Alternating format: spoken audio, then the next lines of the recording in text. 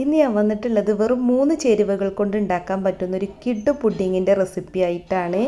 ഇത് ഉണ്ടാക്കാൻ വേണ്ടിയിട്ട് ജലാറ്റിനോ ചൈനാഗ്രാസോ ഫ്രഷ് ക്രീമോ വിപ്പിംഗ് ക്രീമോ ഒന്നും വേണ്ട കേട്ടോ. നമ്മുടെ വീട്ടിലെ 2-3 ചേരുവകൾ വെച്ച് ഉണ്ടാക്കാൻ പറ്റുന്ന കിഡ് ഡെസേർട്ടാണ്. അപ്പോൾ ഈ പുഡിങ് ഉണ്ടാക്കാൻ വേണ്ടിയിട്ട് ഞാനിപ്പോൾ ഇവിടെ 2 കപ്പ് പാലാണ് എടുത്തത്, അതായത് 1/2 ലിറ്റർ പാല്. ഇനി നമുക്കിതിലേക്ക് ചേർക്കാനുള്ളത് മൈദയാണ് കേട്ടോ. അപ്പോൾ ഞാനിവിടെ 3 ടേബിൾ സ്പൂൺ മൈദ എടുത്തിട്ടുണ്ട്. മൈദ നമുക്കിതിലേക്ക് ഇട്ട് കൊടുക്കാം. പിന്നെ വേണ്ടത് കൊക്കോ പൗഡറാണ്. അപ്പോൾ ഞാനിവിടെ 3 ടേബിൾ സ്പൂൺ കൊക്കോ പൗഡറാണ് എടുത്തത്. ഇനിയിപ്പോൾ 2 ടേബിൾ സ്പൂൺ ആണെങ്കിലും കുഴപ്പമൊന്നുമില്ല കേട്ടോ. അപ്പോൾ കൊക്കോ പൗഡറും അതുപോലെ മൈദ ഇതിലിട്ടിട്ട് കട്ടയൊന്നും കൂടാതെ ഒന്ന് മിക്സാക്കി എടുക്കണം. അപ്പോൾ നന്നായിട്ട് മിക്സാക്കി എടുത്തിട്ടുണ്ട്. ഇനി ഇതിലേക്ക് പഞ്ചസാരയാണ് ഇട്ട് കൊടുക്കുന്നത്. 1/2 കപ്പ് മുതൽ 3/4 കപ്പ് വരെ ഇട്ട് കൊടുക്കുക കേട്ടോ. 3/4 കപ്പ് ഇട്ട് കൊടുത്താൽ അത്യാവശ്യം നല്ല മധുരം ഉണ്ടാവും. അത്ര മധുരം വേണ്ടാന്നുണ്ടെങ്കിൽ 1/2 കപ്പ് ഇട്ട് കൊടുത്താൽ മതി. ഇനി നന്നായിട്ടൊന്ന് കുറുക്കിയെടുക്കുകയാണ് ചെയ്യുന്നത്. അപ്പോൾ മൈദയൊക്കെ ഇട്ട് മിക്സ് ചെയ്തതിന് ശേഷം മാത്രം ഫ്ലെയിം ഓൺ ചെയ്താൽ മതി കേട്ടോ.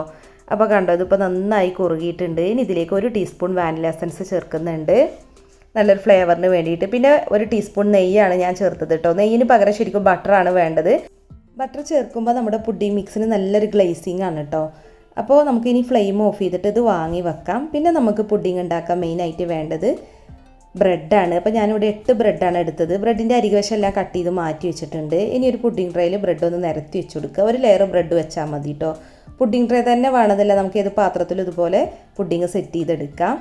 അപ്പോൾ 1 ലെയർ ബ്രെഡ് വെച്ചതിന് ശേഷം ഇതിൻ്റെ മുകളിലേക്ക് നമ്മൾ ഉണ്ടാക്കി വെച്ചിട്ടുള്ള ചോക്ലേറ്റ് പുഡിംഗ് മിക്സ് ഉണ്ടല്ലോ, അതൊന്ന് ഒഴിച്ചു കൊടുക്കുകയാണ് ചെയ്യുന്നത്. നമ്മൾ ബ്രെഡ് ഒന്ന് വെറ്റാക്കിയിട്ടൊന്നുമില്ല കേട്ടോ, ഡ്രൈ ആയിട്ട് തന്നെയാണ് ബ്രെഡ് വെച്ചത്. അപ്പോൾ ചൂടോട് കൂടി തന്നെ ഈ ചോക്ലേറ്റ് സോസ് ഇതിൻ്റെ മുകളിലേക്ക് ഒഴിക്കുമ്പോൾ ബ്രെഡ് ഒന്ന് സോഫ്റ്റായി കിട്ടിക്കോളും. അപ്പോൾ കുറച്ച് ഒഴിച്ചിട്ട്, ഫുള്ളായിട്ട് ഒഴിച്ചിട്ടില്ല കേട്ടോ, കുറച്ച് മാത്രമേ ഒഴിച്ചിട്ടുള്ളൂ, ഏകദേശം ഒരു പകുതി ഭാഗം. എന്നിട്ട് നന്നായിട്ടൊന്ന് ലെവൽ ചെയ്ത് കൊടുത്തിട്ടുണ്ട്. അതിനുശേഷം വീണ്ടും അതിൻ്റെ മുകളിലേക്ക് ബ്രെഡ് വെച്ച് കൊടുക്കുക. അപ്പോൾ ഞാൻ 4 ബ്രെഡും കൂടെ വെച്ചിട്ടുണ്ട്.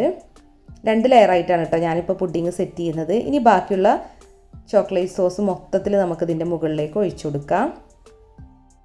എന്നിട്ട് നന്നായിട്ടൊന്ന് ലെവൽ ചെയ്തെടുക്കുക. പാത്രത്തിലുള്ള കംപ്ലീറ്റ് സോസ് ഇതിലേക്ക് ഒഴിച്ചിട്ട് നന്നായിട്ടൊന്ന് ലെവൽ ചെയ്തെടുത്താൽ മതി.